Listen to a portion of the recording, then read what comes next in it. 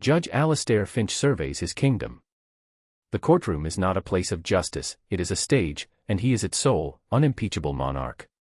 The walls are paneled in a dark, imposing mahogany that drinks the light. The air is thick with the scent of old paper and fear. From his elevated throne, the bench, he looks down upon the lesser beings who scurry into his domain, their fates held loosely in his manicured hands. He is a man carved from granite and prejudice, his face a permanent sneer held in place by years of unchallenged authority. His robe is not a symbol of impartiality, it is a shroud, as black and empty as his heart. Today's docket is a tedious parade of human failings, and he is already bored.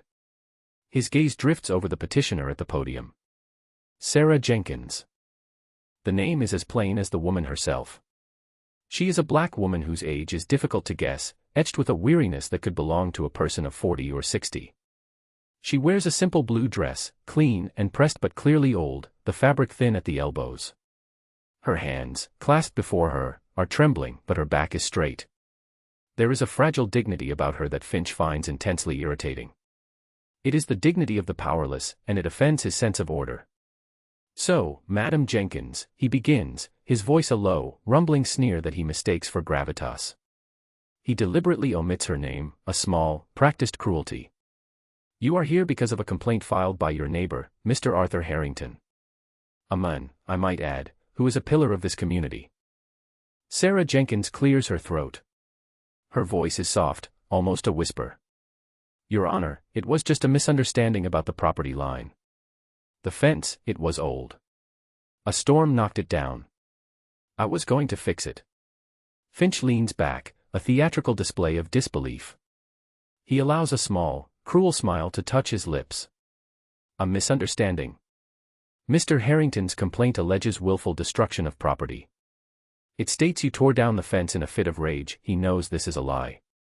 He helped Harrington's lawyer draft the complaint himself over a game of golf last week. That's not true, sir, Sarah says, her voice gaining a sliver of strength. I would never do that. That house has been in my family for 3 generations. I respect my home. I respect my neighbors. Finch rolls his eyes. The gesture is not subtle, it is a performance for the gallery, for the court reporter, for the bailiff. It says, listen to this nonsense I am forced to endure. Respect. A woman like you, living in a neighborhood far above your station, speaks of respect. A young man in an ill-fitting suit standing beside Sarah flinches. This is Mr. Miller, her court-appointed public defender. He looks barely old enough to shave, his face a canvas of perpetual anxiety. Objection, Your Honor. The defendant's financial status is not on trial here. Finch's eyes snap to the young lawyer. His smile vanishes, replaced by a mask of cold fury. Objection. On what grounds, counselor? That I have offended your delicate sensibilities. That I have accurately assessed the situation before me. He leans forward, his voice dropping to a dangerous hiss. Your objection is noted and overruled. Sit down and be silent before I hold you in contempt. You are a guest in my courtroom, boy, not a participant. Mr. Miller's face flushes with a mixture of shame and fear. He glances at Sarah, a silent apology in his eyes, and sinks back into his chair, defeated. The air in the room grows colder. The system is working exactly as it was designed to. Finch turns his attention back to Sarah, savoring the moment. He sees the hope draining from her eyes, replaced by the familiar, dull resignation he sees in so many who stand before him. This is control. This is power. Now, as I was saying, before being so rudely interrupted. You claim it was a storm. Do you have proof of this storm? A meteorological report, perhaps. A signed affidavit from God himself. The court clerk titters. The bailiff smirks. Finch feels a warm glow of satisfaction. No, Your Honor, Sarah says, her voice trembling again. I know it was the storm. I was there. You were there, Finch repeats, drawing out the words. How convenient. And I suppose you were also there when you received multiple notices from Mr. Harrington's attorneys, notices you chose to ignore. I didn't ignore them, she pleads, her composure starting to crack. I couldn't understand them. All the legal words. I tried to call for help, but I couldn't get through. I've been trying to reach my daughter. She would know what to do. She's away on assignment. Finch lets out a short, barking laugh. It is a sound devoid of humor, a weapon meant to wound. Your daughter? And what, pray tell, does your daughter do? Is she a high-powered attorney I should be aware of? A legal scholar who can decipher these complex, two-syllable words for you? Sarah lifts her chin. A flicker of pride, fierce and protective, flashes in her eyes. She serves our country. She's in the United States Army. The pride in her voice is like a lit match in a gas-filled room. It ignites Finch's contempt into a raging inferno. The idea that this woman, this nobody, could produce a child of any consequence is an absurdity he cannot tolerate. The Army, he says, the word dripping with condescension. How very noble. I'm sure she's a fine soldier. Probably serving fries in a mess hall somewhere on a forgotten base. A real credit to the family, he waves a dismissive hand. Let's not bring your family's delusions of grandeur into my courtroom, madam. We are dealing with facts here, not fairy tales. That is the moment. That is the line. The trembling in Sarah Jenkins's hand ceases. The fear in her eyes recedes, replaced by something hard and cold, something ancient and unyielding. The stooped shoulders straighten. She looks at Judge Alastair Finch, and for the first time, she is not a victim. She is a judge herself, and the man on the bench is the one being weighed and measured. Finch feels a faint, unfamiliar prickle of unease. The woman's sudden stillness is unnerving. He has broken hundreds of people in this room, and they always shatter in the same way, with tears, with shouts, with pleas. They do not turn to steel before his eyes. He decides to press his advantage, to crush this nascent defiance before it can take root. Given your clear disregard for the law and the sanctity of private property, he proclaims, his voice booming with renewed arrogance, and your contemptible performance here today, I am considering the maximum penalty. A fine you cannot possibly pay, and a jail sentence. Perhaps some time away from your precious family home will teach you a lesson in respect for your betters. He picks up his gavel, preparing to deliver the verdict that will ruin her life, a verdict that will net him a handsome bonus from Arthur Harrington. He is the king in his castle, untouchable. Then the world changes. It starts with a sound. A deep, resonant bang that echoes through the silent courtroom like a cannon shot. Every head swivels toward the back of the room. The heavy oak doors have been thrown open. They shudder on their hinges. Framed in the doorway are two figures. They are soldiers, dressed in immaculate green service uniforms. They are military police, identified by the brassards on their arms. They are tall, imposing, and as still as statues. They do not enter. They stand at attention, holding the doors open, their faces impassive. They are an honor guard. A third figure appears between them and begins to walk down the central aisle. The sound of her footsteps is the only noise in the cavernous room. A steady, rhythmic click-clack on the marble floor. It is the sound of purpose. It is the sound of authority. She is a black woman, tall and poised.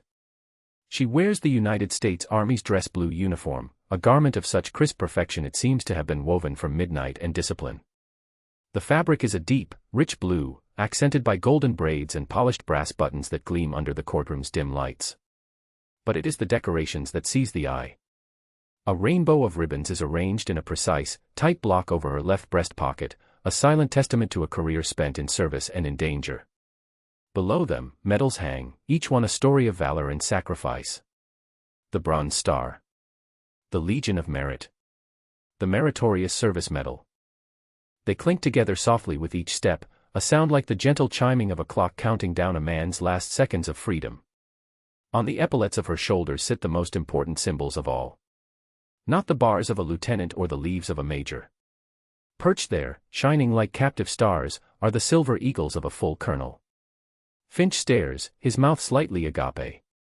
His mind, so quick to calculate and condemn, struggles to process what it is seeing. This is not possible. This does not belong in his world. What is the meaning of this, he demands, his voice a half-strangled croak. This is a civilian court. I demand you identify yourself. Bailiff, remove this person. The bailiff takes one hesitant step forward, meets the icy gaze of one of the MPs at the door, and freezes in place. He suddenly seems very small. The colonel does not stop. She does not look at the judge. Her eyes are fixed on the woman at the defense table. She walks with a grace that is both elegant and lethal, the walk of someone who has commanded thousands and faced down enemies far more terrifying than a petty tyrant in a black robe. She reaches the table and stops. She places a gloved hand on her mother's shoulder, a gesture of profound love and infinite protection. Sarah Jenkins looks up at her daughter, and a single tear traces a path through the weary lines on her face. It is not a tear of sadness. It is a tear of vindication. Only then does the colonel turn her head, her movements economical and precise. Her gaze sweeps over the stunned public defender, the cowering prosecutor, and finally lands on Judge Alastair Finch. Her eyes are dark, intelligent, and utterly devoid of fear. They hold the cold fire of a warrior and the sharp, analytical glint of a brilliant legal mind. When she speaks, her voice is not loud, but it fills the room completely. It is a voice honed by years of command, a voice that does not request attention but seizes it. "Judge Finch," she says, her tone as level and hard as a polished granite slab. "My name is Colonel Anaya Jenkins. United States Army. Judge Advocate General's Corps." The final 3 words land like hammer blows. Judge. Advocate. General. JAG. Alastair Finch's world collapses. The blood drains from his face, leaving behind a pasty, gray mask of terror. His arrogance, the very foundation of his being, shatters into a million pieces. JAG. He knows what that means. Military lawyers. The best of the best. Federal jurisdiction. He is no longer a king in his castle. He is a bug under a microscope, and a boot is descending from a very great height. Colonel Jenkins gives him no time to recover. She turns to her mother's public defender. "Mr. Miller, is it? I commend your effort. You are dismissed. I will be handling my mother's defense from this point forward." Mr. Miller, looking like a man just pulled from a sinking ship, can only nod, his eyes wide with awe. He stumbles back to his seat as if in a trance. Anaya Jenkins turns back to the bench. "With the court's permission," she says, the words a mere formality, dripping with irony, "I would like to enter my appearance as counsel for the defense." She places a sleek, military-issue briefcase on the table and opens it with a quiet, decisive snap. Finch is speechless. He looks from the colonel to her mother, to the MPs at the door. This is a nightmare. This is a coup in his own kingdom. His mind races, searching for an escape route, a way to reassert his dominance. This is highly irregular," he stammers, his voice thin and reedy.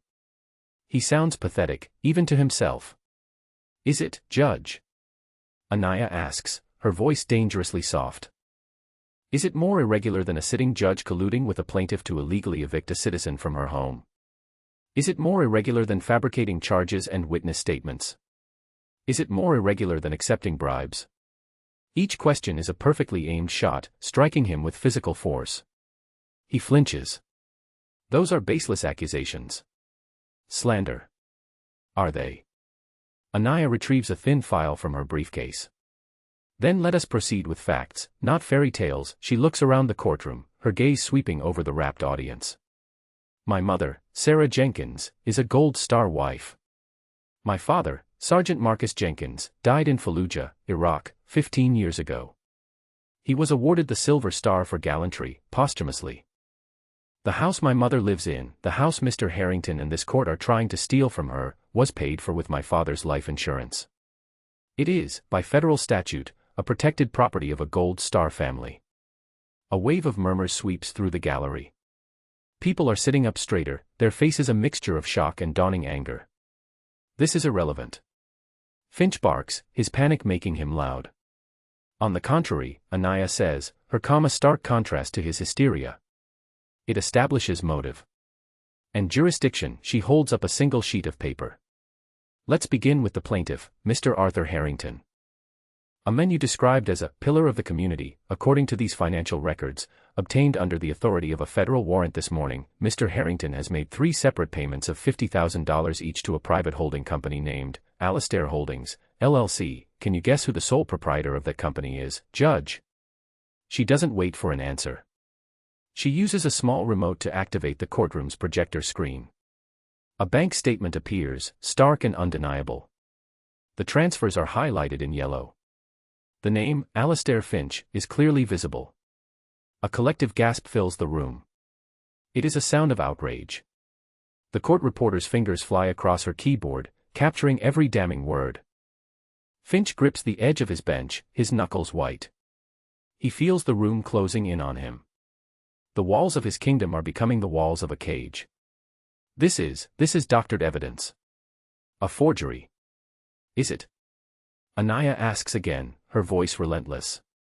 Then perhaps you can explain this. She clicks the remote again. A new document appears.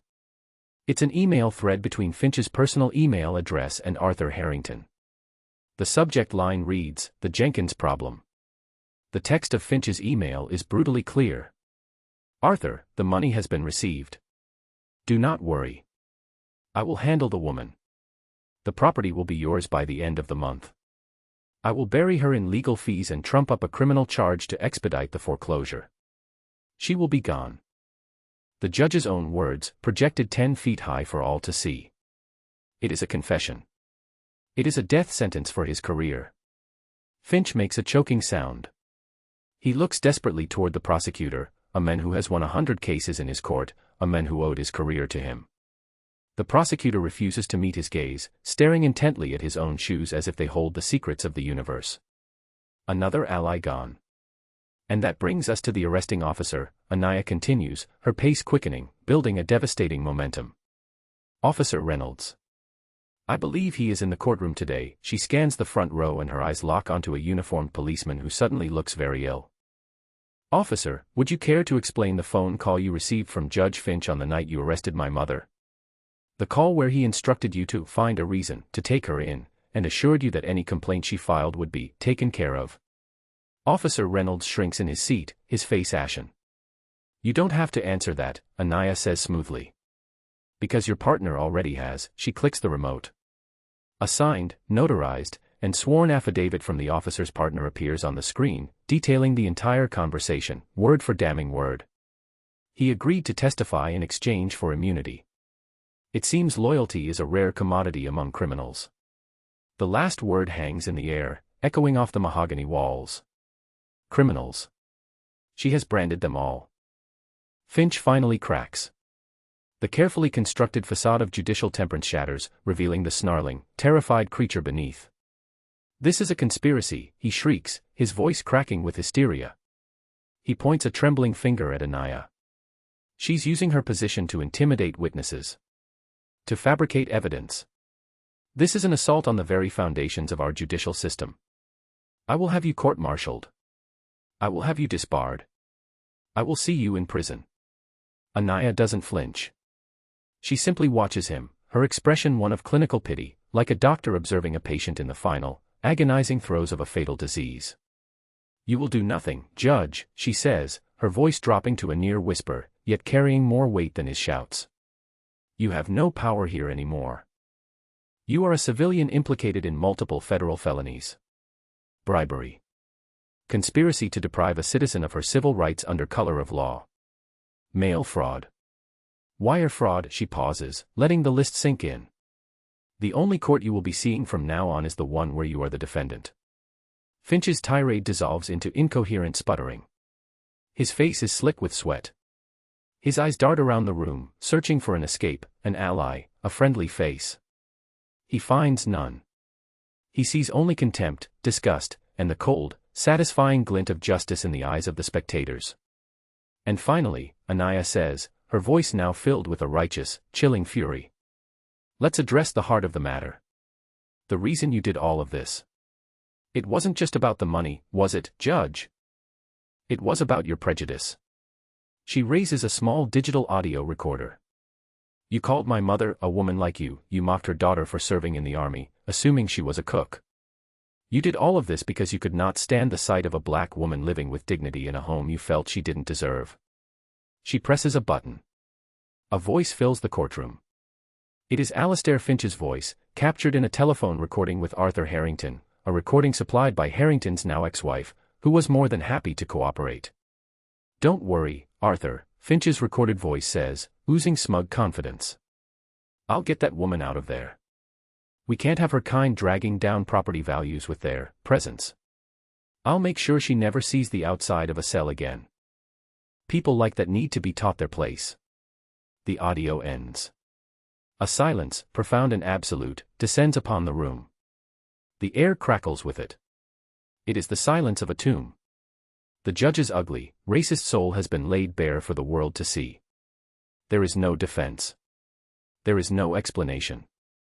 There is only the naked, disgusting truth. Into that perfect silence comes another sound. The sound of the courtroom doors opening once more. This time, it is not military police. Two people enter, a man and a woman, both dressed in sharp, dark business suits. They move with the quiet, predatory confidence of federal agents. Behind them walks a formidable-looking woman in her late 50s, her graying hair pulled back in a severe bun. Finch recognizes her instantly. It is Eleanor Vance, the United States Attorney for the entire district. A woman known for her iron will and her absolute intolerance for corruption. They do not stop at the gallery rail. They walk past the bar, their hard-soled shoes echoing on the floor. They walk directly toward the bench. They walk toward him. The lead agent, a tall man with eyes like chips of ice, looks up at Finch. His voice is a deep, dispassionate baritone that carries to every corner of the room. "Alastair Finch," he says, holding up his badge. "FBI. You are under arrest." The words are a physical blow. Finch stumbles backward, his chair rolling into the wall with a loud crack. "No," he whispers. "No, you can't." The agents do not ask him to step down. They do not wait for him to surrender his dignity. They walk up the steps to the side of the bench, their movements swift and practiced. They flank him. One agent takes his right arm, the other his left. They haul him out of his high-backed leather chair as if he were a sack of garbage. His gavel, the symbol of his power, the instrument of his tyranny, clatters from the bench and rolls across the floor, coming to a stop near Sarah Jenkins's feet. "You are being charged with conspiracy, bribery, and multiple violations of federal civil rights statutes," the second agent says as she efficiently pulls his hands behind his back. The sharp, metallic click of the handcuffs closing around his wrists is the loudest sound Finch has ever heard. It is the sound of his life ending. They pull the black judicial robe from his shoulders. It slithers to the floor like a shed skin, leaving him exposed. He is just a man. A terrified, sweating, pathetic man in a wrinkled white shirt and a stained tie. The illusion of his power is gone, stripped away in an instant. As they lead him down from the bench, a fallen king being paraded through the ruins of his castle, his eyes, wild with desperation, find Sarah Jenkins. He opens his mouth, perhaps to beg, perhaps to curse. Before he can speak, Colonel Anaya Jenkins leans in close, her voice a low, precise whisper meant only for him, yet loud enough for the first few rows to hear every single, satisfying word. "You should have just been respectful, Judge," she says, her voice laced with ice. "You thought you were judging a poor, helpless black woman. You were really judging an American soldier's mother. You mocked her service. You mocked her family. Big mistake." She straightens up, her duty done. The agents lead the shackled, whimpering Alastair Finch down the same aisle his victim had walked, toward the open doors and the new world of iron bars and concrete that awaited him. The gallery watches in stunned, gratified silence. Justice, for once, was not blind. It was swift, brutal, and utterly complete. Anaya puts her arm around her mother, who is finally, truly, safe. The courtroom, once a kingdom of fear, is now a monument to a tyrant's fall. The aftermath is not an earthquake, it is a controlled demolition, precise and total. The fall of Judge Alastair Finch sends shockwaves through the city's corrupt infrastructure, and Colonel Anaya Jenkins, with the full backing of the Department of Justice, is there to direct the blast. The fallout, as the media calls it, is a cleansing fire. For Alastair Finch, there is no plea bargain. United States Attorney Eleanor Vance, personally prosecuting the case, offers him no quarter. Faced with an avalanche of irrefutable evidence, the bank records, the emails, the audio recordings, the testimony of his former co-conspirators who all scrambled to save themselves, his trial is a mere formality. He is found guilty on all counts. The sentencing is a spectacle. The new judge, a stern but fair woman brought in from another district, looks down at the broken man in the orange jumpsuit and delivers a sentence that makes headlines. 30 years. Federal Supermax prison. No possibility of parole. His judicial pension is seized to pay restitution. He is disbarred in every state. His name is scrubbed from the law school building that his family had donated a century ago. News reports from inside the prison describe him as a shell of a man, a target for the very sort of people he used to sentence without a second thought. He, who once commanded a courtroom, now spends his days scrubbing floors, his name forgotten, his power a bitter memory. He is no longer Judge Finch. He is inmate number 734. Arthur Harrington, the pillar of the community, crumbles under the weight of his own greed. Convicted of bribery and conspiracy, he receives a 10-year sentence in a medium-security prison. His assets are frozen. His company, built on shady deals and exploitation, collapses into bankruptcy. His society friends abandon him, his wife divorces him, and his children refuse to speak to his name. Upon his release, he is a destitute, broken man, forced to take a job as a janitor in a downtown office building, a place where he once closed deals worth millions. Every night, he sweeps the floors of the powerful, a ghost haunting the life he lost. The infection within the police department is excised with surgical precision. Officer Reynolds and his partner, despite his initial cooperation, are both found to have a history of similar shakedowns. They are fired, prosecuted for perjury and extortion, and sentenced to 5 years in state prison. The entire department is placed under a federal consent decree, forcing a complete overhaul of their policies and command structure, a long and painful process that ultimately leads to a more just and accountable police force. The ripples spread further. The court clerk who tittered at Finch's cruel jokes is fired. The bailiff who smirked is reassigned to courthouse basement security. The prosecutor who stood by and did nothing is brought before an ethics committee, suspended for a year, and returns to a career in ruins, forever tainted by his association with Finch. The investigation uncovers a wider web of corruption, implicating 2 other judges and a city councilman. They are all forced to resign in disgrace, their careers ending not with a bang, but with the quiet shame of a hastily typed resignation letter. Justice is not only about punishment, it is also about restoration. For Sarah Jenkins, the world is reborn. All charges against her are, of course, immediately and summarily dismissed with a formal apology from the state. But that is only the beginning. Colonel Jenkins, acting on her mother's behalf, files a massive civil rights lawsuit against the city, the county, and the estate of Alastair Finch. They settle almost immediately, unwilling to face a jury. The settlement is staggering. Sarah Jenkins, the woman who stood trembling in a worn blue dress, becomes a multi-millionaire overnight. She does not buy a new mansion. She does not leave her neighborhood. She stays in the home her husband's blood paid for. She renovates it, beautifully, planting a garden of roses in the front yard where the disputed fence once stood.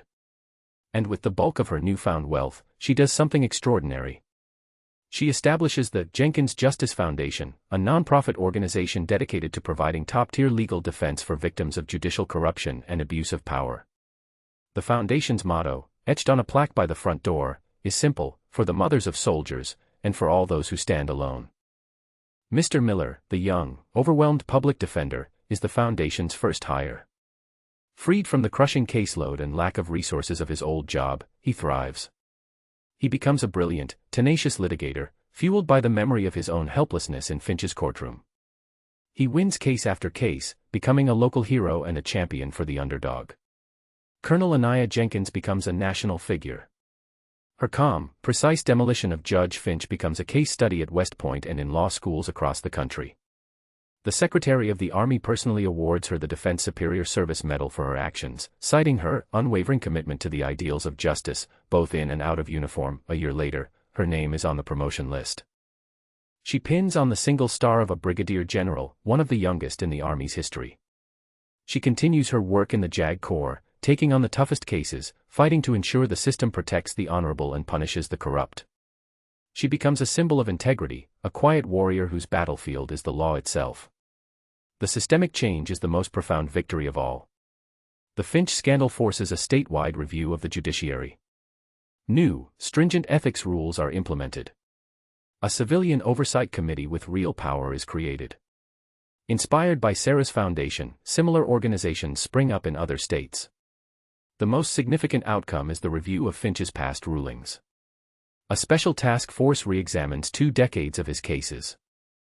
They find dozens of wrongful convictions, cases where poor or minority defendants were railroaded with flimsy evidence and harsh sentences. Over 30 people are exonerated and released from prison, their lives returned to them, their families made whole. The fall of one corrupt judge leads to the liberation of many. 2 years later. The building that houses the Jenkins Justice Foundation is the opposite of Alastair Finch's courtroom. The walls are glass, flooding the space with natural light. The air smells of coffee and hope. It is a place of frantic, joyful energy. Young lawyers rush through the halls, carrying files, their faces alight with purpose. Sarah Jenkins stands near the entrance. She is not the woman from the courtroom. The lines of weariness on her face have softened, replaced by a serene confidence. She wears a sharp, elegant pantsuit, and she moves with the easy grace of a woman who knows her own power. She is greeting a young family, a mother and her teenage son, who have come seeking help, their faces etched with fear. "Don't you worry," Sarah tells the mother, her voice warm and steady. "You've come to the right place. We're going to take care of you." She places a comforting hand on the woman's arm, the same way her daughter once comforted her. The cycle of strength continues. A woman in civilian clothes walks up and puts an arm around Sarah's shoulders. It is General Anaya Jenkins, home on leave. She is out of uniform, but the quiet authority never leaves her. She smiles at her mother, a smile of immense pride and love. "Doing what you do best, Mom," she says softly. "Learn from the best," Sarah replies, squeezing her daughter's hand. Mr. Miller, no longer the anxious boy but a confident man in a perfectly tailored suit, strides past them, juggling a phone call and a stack of legal briefs. "Morning, Sarah." "General." "Big news on the Henderson case." The motion to dismiss was granted. "He's going home." He gives them a triumphant grin and disappears into his office. Sarah watches him go, a deep satisfaction settling in her heart. This is what victory looks like. Not the ruin of one bad man, but the building of something good and lasting in its place. It is a fortress of justice, built on the foundations of a tyrant's collapsed kingdom. The story of Judge Finch serves as a permanent, chilling lesson. It speaks to the corrosive nature of arrogance, the self-destructing poison of prejudice. Power, when untethered from humility, inevitably becomes a weapon of self-destruction. The greatest mistake a person in authority can ever make is to underestimate those they deem beneath them, to judge a person by the color of their skin or the cut of their clothes. For they never know when the quiet, unassuming woman before them is the mother of a soldier. They never know when the person they seek to crush is the rock upon which a tidal wave of justice is about to break. And when that wave finally comes, it washes away all the filth, leaving behind a world cleaner, brighter, and more just than it was before.